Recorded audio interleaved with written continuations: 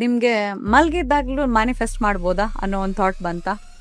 ಖಂಡಿತ ಮಾಡ್ಬೋದು. ನೀವು ಏನೇನು ಮ್ಯಾನಿಫೆಸ್ಟೇಷನ್ ಮಾಡಬೇಕು ಅಂತ ಹೊರಟಿದ್ದೀರೋ ಅದನ್ನೆಲ್ಲ ಬರೆದಿಟ್ಕೊಂಡು ಆಮೇಲೆ ಮಲ್ಗೋ ಮುನ್ನ ಅದನ್ನು ಓದಿ, ಓಕೆ ಇದೆಲ್ಲ ಬರೆದಿದ್ದೀನಿ, ಇದೆಲ್ಲ ಆಗತ್ತೆ ಅಂತ ಪಿಲ್ಲೋ ಕೆಳಗಡೆ ಇಟ್ಟು ನೀವು ಮಲ್ಕೊಂಡ್ರೆ ಸಾಕು. And every day what you write ಅದನ್ನು ನೀವು ಡಿಸ್ಪೋಸ್ ಮಾಡಿಬಿಡಿ. 7 days ಮಾಡಿ ಪಿಲ್ಲೋ ಕೆಳಗಡೆ ಇಟ್ಟು ಮಲ್ಕೊಂಡ್ರೆ ನಿಮ್ಮ ಮ್ಯಾನಿಫೆಸ್ಟೇಷನ್ ಫಾಸ್ಟಾಗಿ ಆಗುತ್ತೆ. ಯಾಕಂದರೆ ಸಬ್ಕಾನ್ಷಿಯಸ್ ಮೈಂಡಿಗೆ ಅದು ನಾನು ಬರೆದು ಇಲ್ಲಿ ಇಟ್ಕೊಂಡಿದ್ದೀನಿ ಅನ್ನೋ ಒಂದು ಪವರ್ ಕೊಡುತ್ತೆ. ಹಾಗಾಗಿ ಮ್ಯಾನಿಫೆಸ್ಟೇಷನ್ ಫಾಸ್ಟಾಗಿ ಆಗುತ್ತೆ ಇದನ್ನು ಮಾಡಿದರೆ. ಮನಿ ಅಬಂಡೆಂಟ್ಲಿ ಬರಲಿ ಅಂತ ತುಂಬ ಸಾಲ, ಡೆಟ್ಸ್, ಎಲ್ಲೋ ಒಂದು ಕಡೆ ದುಡ್ಡು ಕೊಟ್ಟಿದ್ದೀವಿ ವಾಪಸ್ ಬರ್ತಾ ಇಲ್ಲ, ಏನಪ್ಪ ಮಾಡೋದು ಅಂತ ತುಂಬ ಬೇಜಾರಲ್ಲಿದ್ದರೆ ಟೀ ಮ್ಯಾನಿಫೆಸ್ಟೇಷನ್ ಮಾಡಿ ನೋಡಿ. ಟೀ ಸಾಮಾನ್ಯ ಎಲ್ಲರೂ ಕುಡಿತೀವಿ, ಅನ್ಲೆಸ್ ಇವರ coffee person. So tea manifestation ಅಂತಂದರೆ ಏನಂದರೆ, ಟೀನ ಜಸ್ಟ್ ಪ್ರಿಪೇರ್ ಮಾಡಿ ಮಾಡಿಕೊಡಿ ಆದಷ್ಟು ಜನಕ್ಕೆ. ಯಾಕಂದರೆ ಇವ್ರು ಆಕ್ಟಿವೇಟಿಂಗ್ ಶುಕ್ರ ಗ್ರಹ ಅಲ್ಲಿ. Tea represents many planets, out of which ಅದನ್ನು ಮಾಡಿ ನೀವು ಕೊಟ್ಟರೆ ಸಾಕು. ಜಸ್ಟ್ ಏನು ನೀವು ಕುಡಿಯೋದಾಗ್ಲಿ ಈ ಥರದ್ದು ನಾನು ಬೇರೆ ರೆಮಿಡಿ ಹೇಳಿದೆ ಅದು ಏನೂ ಇಲ್ಲ. ಹಂಚೋದು, ಅಲ್ಲಿ ಹಾಲು ಹಾಕ್ತೀರಾ ಟೀ ಮಾಡುವಾಗ, ಹಾಲು, ಆ ಪೌಡರು, ಮತ್ತು ನಿಮ್ಮ ಭಾವನೆ ಏನಿರಬೇಕು, ಒಬ್ರಿಗೆ ಏನೋ ಕೊಟ್ಟೆ ಅಂತ ಇರಬೇಕೆ ಹೊರತು ಓಕೆ ನಾನು ಇವತ್ತು ಹೋಗ್ಬಿಟ್ಟು ಟೀ ಮಾಡಿ ಪ್ರಿಪೇರ್ ಮಾಡಿ ಕೊಡ್ತೀನಿ, ನಂಗೆ ನಾಳೆ ಜಾಬ್ ಬೇಕು. Intention should always be good. ನಿಮ್ಮ ಭಾವನೆಗಳು ಒಳ್ಳೇದಿರಬೇಕು. ಓಕೆ ಇಷ್ಟು ಜನಕ್ಕೆ ನಾನು ಮಾಡಿಕೊಟ್ಟೆ. ಯಾರೋ ಅಲ್ಲಿ ಗಾರೆ ಕೆಲಸ ಮಾಡ್ತಾ ಇರ್ತಾರೆ, ಒಂದಷ್ಟು ಜನ ಆಯಾಸ ಆಗಿದೆ, ಓಕೆ ಅವ್ರಿಗೆ ಏನಾದರೂ ಒಂದು ಮಾಡಿಕೊಡೋಣ ಅಂತ ನಿಮ್ಮ ಭಾವನೆ ಬಂದಾಗ ಮಾತ್ರ ಇದನ್ನು ಮಾಡಿ. ಟೀನ ಮಾಡಿ ಅವ್ರಿಗೆ ಹಂಚಿ ನೋಡಿ. ನಿಮ್ಮದು ಎಲ್ಲ ಗ್ರಹಗಳು ಎಸ್ಪೆಷಲಿ ವೀನಸ್ ಆಕ್ಟಿವೇಟ್ ಆಗಿಬಿಟ್ಟು ನಿಮಗೆ ಅಬಂಡೆನ್ಸ್ ಬರುತ್ತೆ.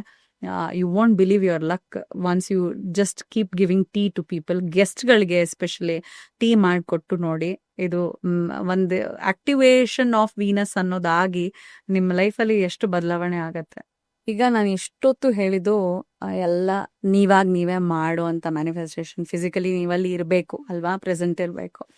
ಸೊ ಲೆಟ್ಸ್ ಸೇ ನಿಮಗೆ ಮಲಗಿದ್ದಾಗಲೂ ಮ್ಯಾನಿಫೆಸ್ಟ್ ಮಾಡ್ಬೋದಾ ಅನ್ನೋ ಒಂದು ಥಾಟ್ ಬಂತ? ಖಂಡಿತ ಮಾಡ್ಬೋದು. ಏನೇನು ಮ್ಯಾನಿಫೆಸ್ಟ್ ಮಾಡ್ಬೋದು? ಗುಡ್ ಸ್ಲೀಪ್ ಕೂಡ ಮ್ಯಾನಿಫೆಸ್ಟ್ ಮಾಡ್ಬೋದು. ನಿಮ್ಮ ಲೈಫಲ್ಲೇ ಚೇಂಜಸ್ಸು, ಟ್ರಾನ್ಸ್ಫರ್ಮೇಷನ್ನು, ಏನೋ ಒಂದು ಬಿಸ್ನೆಸ್ ಸ್ಟಾರ್ಟ್ ಮಾಡಬೇಕು, ಮನಿ, ಎವ್ರಿಥಿಂಗ್ ಏನಿದೆ, ರಿಲೇಷನ್ಶಿಪ್, ಮ್ಯಾರೇಜ್, ಪ್ರೆಗ್ನೆನ್ಸಿ ಎಲ್ಲಾನು ನೀವು ಸ್ಲೀಪಲ್ಲೇ ಮ್ಯಾನಿಫೆಸ್ಟ್ ಮಾಡ್ಬೋದು. ಹೇಗೆ? ನೀವು ಏನೇನು ಮ್ಯಾನಿಫೆಸ್ಟೇಷನ್ ಮಾಡಬೇಕು ಅಂತ ಹೊರಟಿದ್ದೀರೋ ಅದನ್ನೆಲ್ಲ ಬರೆದಿಟ್ಕೊಂಡು ನಿಮ್ಮ ದಿಂಬಿನ ಅಡಿ ಇಟ್ಟು 7 ದಿನ ಕಂಟಿನ್ಯೂಸ್ಲಿ ಬೆಳಗ್ಗೆ ಬರಿಬೇಕು. ಇಡೀ ದಿನ ಅದನ್ನು ಓದ್ಕೊಂಡು ಅದನ್ನು ಮನವರಿಕೆ ಮಾಡ್ಕೋಬೇಕು ಏನೇನು ಬರೆದಿದ್ದೀನಿ ಎಲ್ಲ. ಆಮೇಲೆ ಮಲ್ಗೋ ಮುನ್ನ ಅದನ್ನು ಓದಿ, ಓಕೆ ಇದೆಲ್ಲ ಬರೆದಿದ್ದೀನಿ, ಇದೆಲ್ಲ ಆಗತ್ತೆ ಅಂತ ಪಿಲ್ಲೋ ಕೆಳಗಡೆ ಇಟ್ಟು ನೀವು ಮಲ್ಕೊಂಡ್ರೆ ಸಾಕು. And every day what you write ಅದನ್ನು ನೀವು ಡಿಸ್ಪೋಸ್ ಮಾಡಿಬಿಡಿ. ಅಂದರೆ ಬರ್ನ್ ಮಾಡಿ ಆ್ಯಶಸ್ನ ಬ್ಲೋನ್ ಆದರೂ ಮಾಡ್ಬೋದು, ಅಥವಾ ಆ ಚೀಟಿಗಳನ್ನೆಲ್ಲ ಹರಿದು ರಿಲೀಸ್ ಆದರೂ ಮಾಡ್ಬೋದು, ಅಗದು ಮಣ್ಣಿನ ಒಳಗಡೆನೂ ಹಾಕ್ಬೋದು, ಹೇಗಾದರೂ ಡಿಸ್ಪೋಸ್ ಮಾಡ್ಬೋದು. ಬಟ್ ಪ್ರತಿದಿನ ಇದನ್ನು ಬರಿಬೇಕು. 7 days ಮಾಡಿ ಪಿಲ್ಲೋ ಕೆಳಗಡೆ ಇಟ್ಟು ಮಲ್ಕೊಂಡ್ರೆ ನಿಮ್ಮ ಮ್ಯಾನಿಫೆಸ್ಟೇಷನ್ ಫಾಸ್ಟಾಗಿ ಆಗುತ್ತೆ. ಯಾಕಂದರೆ ಸಬ್ಕಾನ್ಷಿಯಸ್ ಮೈಂಡಿಗೆ ಅದು ನಾನು ಬರೆದು ಇಲ್ಲಿ ಇಟ್ಕೊಂಡಿದ್ದೀನಿ ಅನ್ನೋ ಒಂದು ಪವರ್ ಕೊಡುತ್ತೆ. ಹಾಗಾಗಿ ಮ್ಯಾನಿಫೆಸ್ಟೇಷನ್ ಫಾಸ್ಟಾಗಿ ಆಗುತ್ತೆ ಇದನ್ನು ಮಾಡಿದರೆ. ಆಲ್ಸೋ ಗುಡ್ ಸ್ಲೀಪ್ ಬೇಕು. ತುಂಬ ಕೆಟ್ಟ ಕನಸುಗಳೆಲ್ಲ ಬರ್ತಾ ಇದೆ, ಹೆಂಗಪ್ಪ ಮ್ಯಾನಿಫೆಸ್ಟ್ ಮಾಡೋದು ಅಂತ ಇದ್ದರೆ, ಗಾರ್ಲಿಕ್ ಪಾಡ್ಸ್ ಸಿಗತ್ತಲ್ಲ, ಬೆಳ್ಳುಳ್ಳಿ, ಅದು ಫುಲ್ ಬೆಳ್ಳುಳ್ಳಿ ಹೋಲನ್ನು ನೀವು ದಿಮ್ ಕೆಳಗಡೆ ಇಟ್ಟು ಮಲಗಿದ್ರೆ ತುಂಬ ಒಳ್ಳೆ ಸ್ಲೀಪ್ ಸಿಗುತ್ತೆ ನೋಡಿ. You will not even realise how, but ಅದು ಕೆಮಿಕಲ್ ರಿಲೀಸ್ ಮಾಡುತ್ತೆ and you will be able to sleep better. So ಮುಂಚೆ ಎಲ್ಲ ಹೆಂಗೆ ಅಂದರೆ ಈ ಸಿನಿಮಾಗಳಲ್ಲಿ ಹಾವಿನ ಸಿನಿಮಾಗಳು. ಸೊ ಇವತ್ತು ನಾವು ಮಾತಾಡೋದು ಅಫ್ಕೋರ್ಸ್ ನಾಗಾಸ್ ಬಗ್ಗೆ. ಈಗ ಹಾವು ಮನುಷ್ಯನ ರೂಪದಲ್ಲಿ ಬರೋದಂತೆ, ಸೇಡ್ ತೀರಿಸ್ಕೊಳ್ಳೋದಂತೆ, ಆಮೇಲೆ ಯಾವುದು ನಾಗಲೋಕ ಅಂತ ಇದೆ, ನಾಗಲೋಕಕ್ಕೆ ಹೋಗೋದಂತೆ, ನಾಗಮಣಿ ಅಂತೆ, ಈ ಥರದ್ದೆಲ್ಲ ಚಿಕ್ಕ ವಯಸ್ಸಲ್ಲೆಲ್ಲ ಅಫ್ಕೋರ್ಸ್ ತುಂಬ ಜನ ರಿಲೇಟ್ ಮಾಡ್ಕೋತಾರೆ. ಅದು ಹೇಗೆ ಅಂದರೆ, ಹಾವು ಅಂದ್ರೇ ನಾವು ಅದನ್ನು ನೋಡೋ ರೀತಿನೇ ಬೇರೆ. ಹಾವು ಮನುಷ್ಯ ಆಗ್ತಾನೆ, ಮನುಷ್ಯ ಹಾವಾಗತ್ತೆ. ಇಂಡಿಯನ್ ನಮ್ಮ ಧರ್ಮದಲ್ಲಿ ಆಗ್ಬೋದು, ನಮ್ಮ ಇಂಡಿಯನ್ ಟ್ರೆಡಿಷನ್ಸಲ್ಲಿ ಆಗ್ಬೋದು, ಪ್ರತಿಯೊಂದು ಕಡೆ ನಾಗಾಸ್ ಏನಂತೀವಿ, ಅದಕ್ಕೆ ವಿಶೇಷವಾದಂಥ ಒಂದು ಸ್ಥಾನ ಇದೆ. ಈ ನಾಗಾಸ್ ಅಂದರೆ ಯಾವುದಾದ್ರೂ ಒಂದು ಪರ್ಟಿಕ್ಯುಲರ್ ಹಾವನ್ನು ಮಾತ್ರ ನಾಗ ಅಂತ ಕರಿತೀವ, ಅಥವಾ ನಾಗಾಸ್ ಅಂದರೆ ಯಾರು ನಾಗಾಸ್ ಅಂದ್ರೆ ಏನು, ಎಲ್ಲಿರ್ತಾರೆ ಇವರು? ತುಂಬ ಚೆನ್ನಾಗಿ ಕೇಳಿದ್ದೀರಾ ಪ್ರಶ್ನೆಯನ್ನ. ಸೊ ಹೌದು, ಹಳೆ ಕಾಲದ ಮೂವೀಸಲ್ಲಿ, ಇವಾಗಿನ ಕಾಲದ ಮೂವೀಸ್ ಅಥವಾ ಸೀರಿಯಲ್ಸಲ್ಲೂ ನಾವು ನೋಡ್ತಾ ಇರ್ತೀವಿ. ಹ್ಯೂಮನ್ಸ್ ನಾಗಾಸ್ ಆಗ್ತಾರೆ, ನಾಗಾಸ್ ಬರ್ತಾರೆ ವಾಪಸ್ಸು ಸೇಡ್ಸಿ ತೀರ್ಸ್ಕೊಳ್ಳೋದು, ಅದೆಲ್ಲ ನೋಡಿದ್ದೀವಿ. ನಾಗಾಸ್ ಅಂತ ಅಂದರೆ ಅದು ನಾಗರ ಹಾವು ಅಥವಾ ಹಾವ್ ಅಷ್ಟೇ ಅಲ್ಲದೆ ಮೂಲ ಶಕ್ತಿ ಅನ್ನೋ ಅರ್ಥ ಬರುತ್ತೆ. ಅದೇ ನಮ್ಮ ಮೂಲ ಶಕ್ತಿ.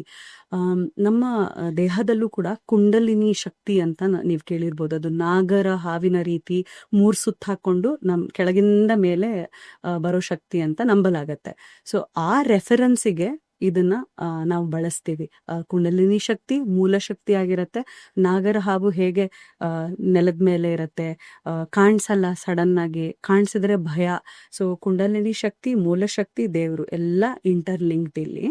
ಅಂಡ್ ಸುಮಾರು ದೇವತೆಗಳು ಧರಿಸ್ತಾರೆ ನಾಗನ್ನ, ತುಳಿಯಲ್ಲ. ನೀವು ನೋಡಿರ್ಬೋದು, ಹೊಟ್ಟೆಗೆ ಗಣೇಶನ ಹತ್ರ ಹಾವಿದೆ, ಶಿವಂದು ಕತ್ತಲ್ಲಿ ಹಾವಿದೆ, ಈ ರೀತಿ. ಸೊ ದೇವಿ ತಲೆ ಮೇಲೆ ದೇವಿ ತಲೆ ಮೇಲೆ ಹಾವಿದೆ. ಶೇಷ ಆದಿಶೇಷ. ಆಮೇಲೆ ಮಲ್ಗಿರ್ತಾರೆ ವಿಷ್ಣು ವಿಷ್ಣು ಮಲ್ಗಿರ್ತಾರೆ. ಸೊ ಹಾಗಾಗಿ ಎಲ್ಲಾ ಕಡೆ ಇದು ಯಾಕಿದೆ, ಯಾಕಂದ್ರೆ ಅದೇ ಮೂಲ. ನಾಗರ ಹಾವು ಅಥವಾ ನಾಗಾಸು ಎಲ್ಲಾನು ಎಲ್ಲ ಹಾವುಗಳು ಸೇರಿ ರೆಪ್ರೆಸೆಂಟೇಷನ್ ಅಷ್ಟೇ ಹೊರತು ಮೂಲ ಶಕ್ತಿ ಅಂತ ಹೇಳ್ಬೋದು ನಾಗಾಸ್ ಅಂದ್ರೆ.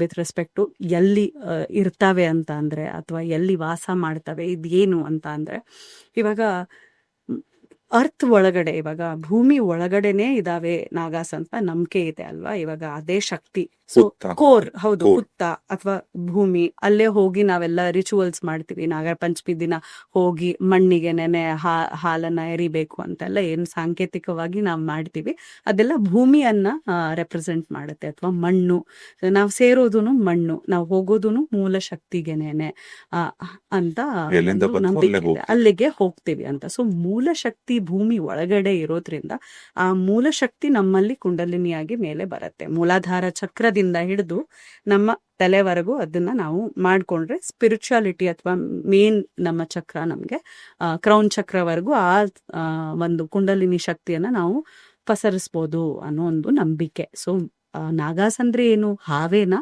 ಅಥವಾ ಶಕ್ತಿನ? ನನ್ನ ಪ್ರಕಾರ ಅದು ಮೂಲ ಶಕ್ತಿ.